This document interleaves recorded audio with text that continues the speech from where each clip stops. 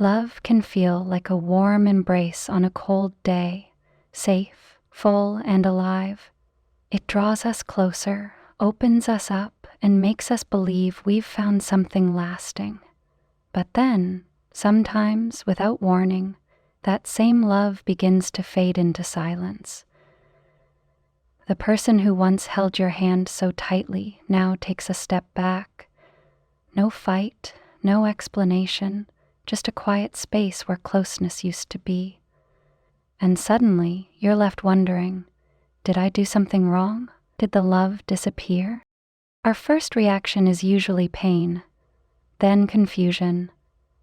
We might replay conversations, overanalyze text messages, or try to fix what feels broken. But what if their silence wasn't rejection? What if, from a deeper place, it was something else? Something more human, more vulnerable, and more real. Buddhism teaches us to pause and look within, especially when things don't make sense. Not everything that hurts is meant to harm. Sometimes, when someone pulls away, they're not walking away from you. They're struggling with something inside themselves. Maybe love touched a place in them that they weren't ready to face. Maybe your presence awakened an old wound they didn't know was still there. This video isn't about blaming anyone. Not them, not you. It's an invitation to look deeper, to explore what distance really means in love and how we can meet it with understanding rather than fear. Because love, in its truest form, is not about possession, it's about presence. And sometimes, that presence continues even in the silence. So let's begin this journey, not to fix or force love, but to understand it gently, from a more compassionate place. 1. Love isn't always comfortable. It's a mirror. We often imagine love as something soft and comforting, like a romantic movie or a safe place to rest. But real love, deep, soul-touching love, isn't always comfortable. In fact, sometimes it brings up the exact things we've been trying to avoid. In Buddhist thought, relationships are like mirrors. When we get close to someone, especially through love, we start to see ourselves more clearly, not just our best qualities, but also the parts of us we've buried, the insecurities, the past hurts, the fears we've tried to forget. And that can be scary.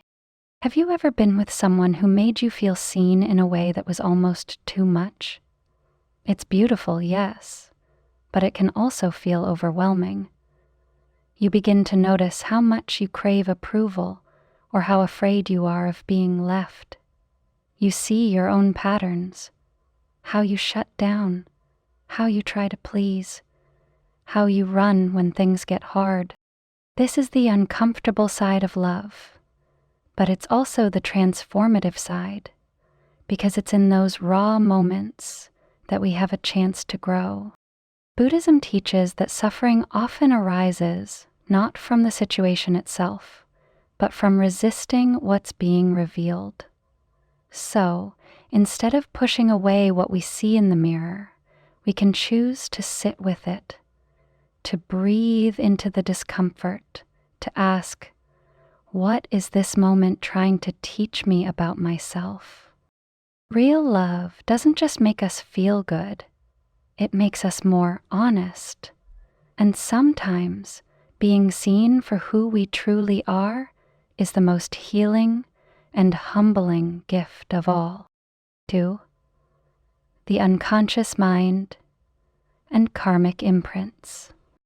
Have you ever reacted to something in a relationship and later wondered, why did I respond like that? Maybe someone said something harmless, but it triggered something deep inside you. Maybe they pulled away and you felt a wave of fear or panic that didn't quite match the moment. That's the power of the unconscious mind, and what Buddhism calls karmic imprints. In Buddhist psychology, we believe that every experience we go through, especially emotional ones, leaves a kind of trace in our mind. These are called vasana, or karmic imprints. They're like footprints left behind by old stories, past wounds, and even things we haven't fully processed. Over time, these imprints shape the way we see ourselves, others, and the world around us, often without us even realizing it. So when love enters our life, it doesn't just light up our hearts. It also stirs up what's hidden beneath the surface. If someone has been abandoned before, the fear of being left can get triggered the moment a relationship starts to feel serious.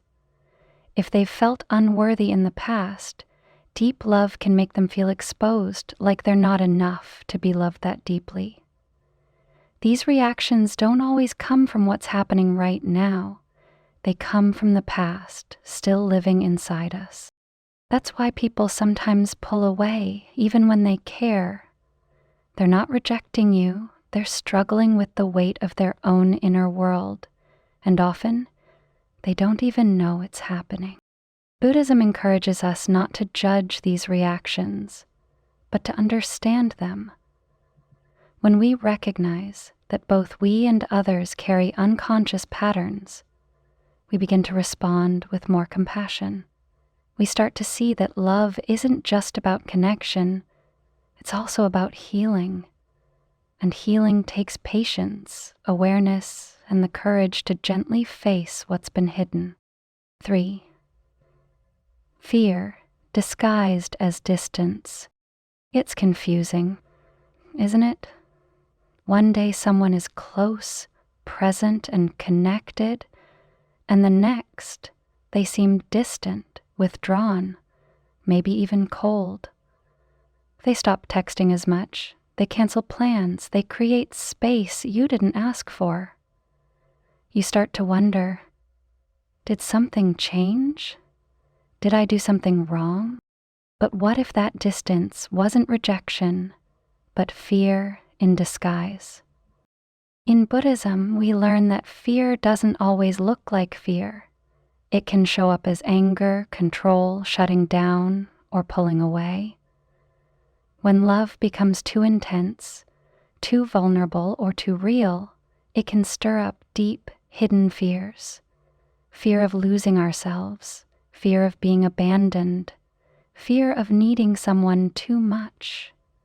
And when those fears rise, the mind does what it thinks it must to feel safe. It creates distance. Sometimes people don't even realize they're afraid. They just feel overwhelmed, uncomfortable, or restless. Their nervous system is quietly saying, "This is too much. I need space." Not because you're doing anything wrong, but because the feeling of love is touching something fragile inside them. Think of it like standing at the edge of a cliff. The view is breathtaking, but it also makes your knees shake. That's how love can feel to someone who's been hurt, betrayed, or made to feel small in the past. Getting close feels amazing and terrifying. So instead of taking their distance personally, Buddhism teaches us to look deeper. What fear might be hiding beneath the surface? Can we meet it with understanding instead of panic? Can we respond with space instead of pressure? When we begin to see distance not as rejection, but as a protective instinct, we open the door to compassion, not just for them, but for ourselves too. Because the truth is, we've all pulled away before, and often it had nothing to do with love and everything to do with fear. 4. Don't chase. Don't cling. Just see clearly. When someone we love starts pulling away, the instinct to chase can feel almost automatic. We want to fix it, talk it through, get answers, or somehow bring them back closer. But chasing rarely brings peace. It usually creates more confusion and pain. Why? Because it comes from fear, not clarity. In Buddhist practice, we're taught to sit with discomfort rather than react to it. This takes real courage, especially in love. But when we learn to pause instead of panic, we create space to see things as they are, not as we fear them to be. Clinging only makes the pain worse. When we try to hold on tightly, we send the message to ourselves and the other person that we can't be okay unless they're right there beside us. That's a heavy weight to carry for both people. It also blocks us from seeing the deeper lesson in the moment. Instead, Buddhism invites us to observe, to breathe, to get still and ask ourselves, what is this moment really showing me? Maybe it's highlighting how afraid we are of being alone, or revealing how much of our self-worth we've tied to someone else's presence. These are powerful insights, if we're willing to look. This doesn't mean we stop caring. It means we love with awareness instead of attachment. We give the other person space to feel what they need to feel, and we give ourselves the same gift, the space to trust, to reflect, and to grow without trying to control what happens next.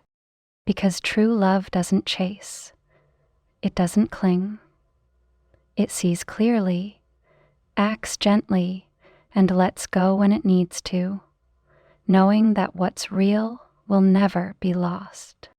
5. Absence as a teacher. It's easy to learn from love when things are going well, when someone is present, supportive, and kind. But what about when they disappear? When the calls stop, the energy shifts, and we're left with silence instead of comfort. In those moments, it's tempting to label the experience as a loss. But in Buddhism, even absence has something to teach us. When someone steps away from our life, they often leave behind more than just space. They leave behind questions. Why did they leave? What could I have done differently? Why does it hurt this much? These questions can feel heavy, even overwhelming, but within them lies the beginning of self-understanding. Instead of rushing to fill the silence, Buddhism invites us to sit with it, to listen to what it stirs up inside. Maybe their absence awakens an old fear of abandonment. Maybe it brings up insecurities you thought you had already healed. Whatever rises to the surface, don't push it away. Let it be your teacher. Sometimes the person who walks away isn't meant to stay. They're meant to open a door. Their exit can push us to grow in ways we wouldn't have chosen on our own. They might awaken parts of us that were asleep or help us see patterns we've been repeating for years. In that way, even pain becomes a form of wisdom. Buddhist teachings remind us that every experience, pleasant or painful, can lead to awakening if we approach it with mindfulness. So when love turns into absence, don't rush to label it as failure. Ask instead, what is this showing me about myself? How can I use this to become more free, more loving, more awake? In the stillness they leave behind, you might just find your own clarity. And that's a gift no one can take away. 6. The path forward. Let go with love. Letting go is one of the hardest things we're asked to do in life, especially when it comes to someone we love. We hold on to hope, to memories, to the version of them we once knew. We think, if I try harder, if I love better, maybe they'll come back. But the truth is, love doesn't grow in tight fists. It grows in open hands. In Buddhism, letting go isn't the same as giving up. It's not about becoming cold or indifferent. It's about releasing our grip on people, outcomes, and expectations, so we can return to peace within ourselves. When someone distances themselves, we can't force them back without causing more suffering, but we can choose how we respond. Instead of clinging or chasing, we can pause, we can breathe, we can come back to ourselves, and we can send them love. Not the kind that demands, but the kind that wishes them well even from afar. That's what true compassion looks like. Not possession, but freedom. The Buddha taught that everything is impermanent. People, emotions, even relationships. Clinging to what is changing only deepens our suffering. But when we let go with love, we make space for healing. We honor the connection for what it was, and we trust that whatever is meant for our growth will stay or return on its own. Letting go doesn't mean you didn't care. It means you cared enough to allow things to unfold naturally, without force. It means trusting that your path, however uncertain, is still sacred. So if you're standing at that crossroads, someone you love pulling away, unsure if they'll return, remember this: you can love them and still let them go. You can grieve and still move forward, and you can trust that no true connection is ever really lost. It simply changes form, and sometimes it leads us back home to ourselves. Love, when it's real, doesn't always stay the way we want it to. Sometimes it grows close and warm. Other times it pulls away into silence. That can be painful, confusing, and even heartbreaking. But from a Buddhist perspective, even these moments carry wisdom. If someone you love has pulled away, you're not alone. So many of us have been there. Left wondering what happened, questioning our worth, or feeling like the ground was pulled out from under us. But the truth is, their absence doesn't define your value. It simply reveals where your deepest healing wants to begin. Maybe they needed space to face their own fears. Maybe the bond brought up emotions they weren't ready to hold. Or maybe their role in your journey wasn't to stay, but to show you something about yourself, to awaken a strength, a clarity, or a softness you didn't know you had. You don't need to chase what's gone. You don't need to prove anything. You only need to come home to your own heart with gentleness, with patience, and with trust that you are already whole. So take a breath. Let the silence teach you. Let the loss deepen your compassion. And know that love isn't just about who stays. It's about who you become in the presence and in the absence of another. And now, I'd love to hear from you. Have you ever experienced love that drifted away just when it felt most meaningful? What did it teach you? Feel free to share your story in the comments below. It might be the exact message someone else needs to hear today. And if this reflection has brought you comfort or insight, please consider liking this video, subscribing to our channel Light of Buddhism, and joining us on this path of mindfulness, healing, and heartful living. Until next time, may you be peaceful, may you be free, and may you continue to walk this journey with love and wisdom.